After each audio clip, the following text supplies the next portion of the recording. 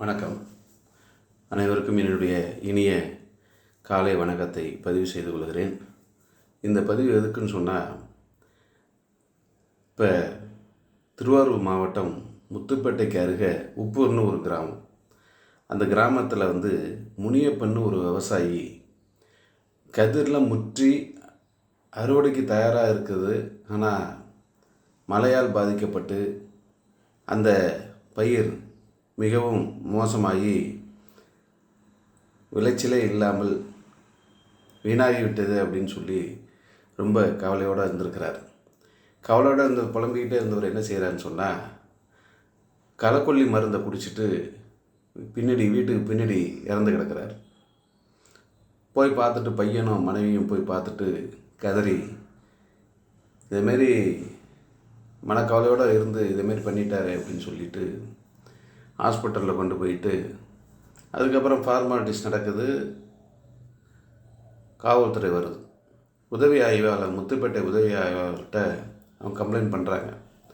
Complaint பண்ணும்போது என்ன காரணம் அப்படின்னு அதில் தெரிவிக்கப்படுதுன்னா, விவசாயம் பாதிக்கப்பட்டதால், மழையால் பாதிக்கப்பட்டதால் அவர் மனமுடைந்து களைக்கொல்லி மருந்தை சாப்பிட்டு இறந்திருக்கிறார் அப்படிங்கிறது சொல்லப்பட்டு, உதவி ஆய்வாளர் அவர்களும் அதை பதிவு செய்து எஸ்பி அலுவலகத்துக்கு அனுப்பிச்சிட்டாங்க. தினசரி பதிவேடுன்னு ஒன்று இருக்குல்ல, அதில் பதிவு செஞ்சு எஸ்பி அலுவலகத்துக்கு அனுப்பிச்சிட்டாங்க. ஆனால் அடுத்த நாளே என்ன வருதுன்னு சொன்னால், அந்த போலீஸ்லேருந்து கூப்பிட்றாங்க. சார், உங்கள் கம்ப்ளைண்ட்டை மாற்றி எழுதி கொடுங்க அப்படிங்கிறாங்க. என்னன்னு கேட்டால், இல்லை கவர்மெண்ட்டுக்கு கெட்ட பேர், அதனால் நீங்கள் கம்ப்ளைண்ட்டை மாற்றி, அவர் ரொம்ப மனசு கஷ்டப்பட்டுட்டு இருந்தார், அதனால் தற்கொலை பண்ணிக்கிட்டாருன்னு சொல்லி கம்ப்ளைண்ட்டை மாற்றி எழுதி கொடுங்கன்னு சொல்லி அவங்கள வற்புறுத்தி கையெழுத்து வாங்கி மறுபடி லிஸ்ட்டு இது பண்ணியிருக்கிறாங்க. இதில் என்ன எங்களுக்கு அதில் ஒரு கொடுமை அப்படின்னு சொன்னால், அந்த இறந்து போன முனியப்பன் கிட்டத்தட்ட 30 ஆண்டுகளுக்கு மேலாக திராவிட முன்னேற்ற கழகத்தினுடைய கிளைக்கழக செயலாளராக பணியாற்றியிருக்கிறார். இன்றைக்கு ஒரு இயக்கம் இருக்கிறதுன்னு சொன்னால், அது அடிமட்ட தொண்டன் தான் அந்த இயக்கத்தை தாங்கி பிடிக்கிறான். அப்படிப்பட்ட அந்த இயக்கத்தில், திராவிட முன்னேற்ற கழகத்தில் 30 ஆண்டுகளாக அந்த முனியப்பன் இருந்திருக்கிறாரு.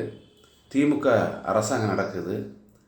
ஆனால் அதுக்கான கொஞ்சம் கூட அந்த ஈவு இறக்கம் கூட அந்த திமுகவில் இல்லை. ரொம்ப கொடுமையான ஒரு சம்பவமாக இருக்கிறது. இந்த இயக்கத்தை நம்பி, இந்த இயக்கத்தை உருவாக்கி, இந்த இயக்கத்துக்காக கஷ்டப்பட்டு எத்தனையோ பேர் இருக்கிறாங்க. ஆனால் இதில் என்ன புரியுதுன்னு சொன்னால், திராவிட முன்னேற்ற கழகம் அப்படிங்கிறது மு.க. ஸ்டாலின் குடும்பத்துக்கு மட்டும் உழைப்பதற்காக ஒரு கொத்தடிமைகளாக இந்த தொண்டர்களை பயன்படுத்துகிறார்கள் என்பது மிக நல்லாக புரியுது. ஆனால் தமிழ்நாட்டு மக்களும் அந்த இயக்கத்தினுடைய சகோதரர்கள் யாரும் பயனடைந்ததாக எனக்கு தெரியல. அதனால் ரொம்ப மனசு வருத்தப்பட்டு இந்த பதிவு போடுறோம். அது மட்டும் இல்லை, காலையில் நாங்கள் வாக்கிங் போயிட்டு டீ சாப்பிடுவோம்.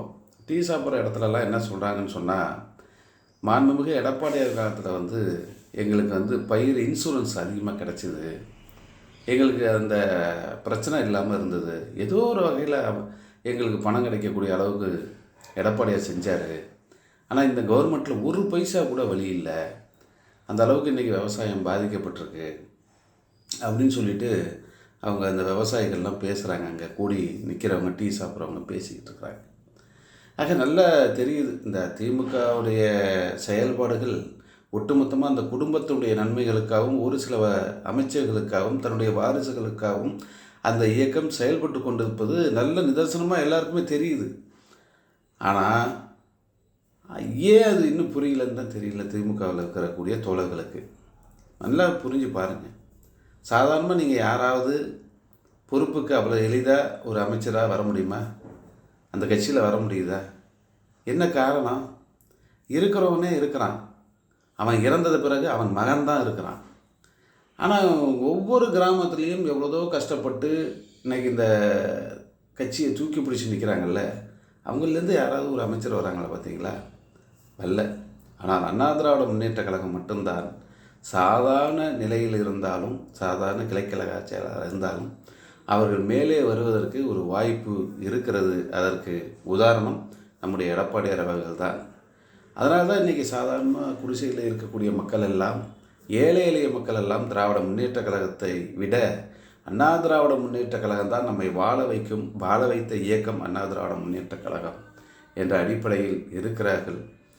நாம் மிக கடுமையாக இந்த அரசாங்கம் இருந்தால் இன்னும் மக்கள்லாம் ரொம்ப நிம்மதியாக இருக்க முடியாது. எங்கெங்கும் பல பிரச்சனைகள் நடந்துகிட்டு இருக்குது. டெய்லி தினசரி நாளிதழில் வந்துகிட்டே இருக்குது.